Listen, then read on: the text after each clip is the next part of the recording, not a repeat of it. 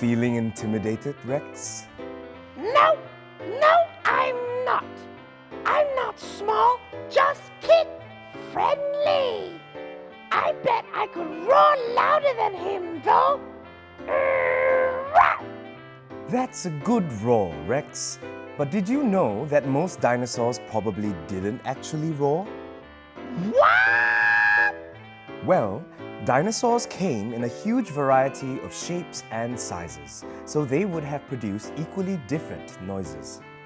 Some could have sounded like birds, while others made deep bellows almost like wind instruments. That's cool! I'm still going to roar, though!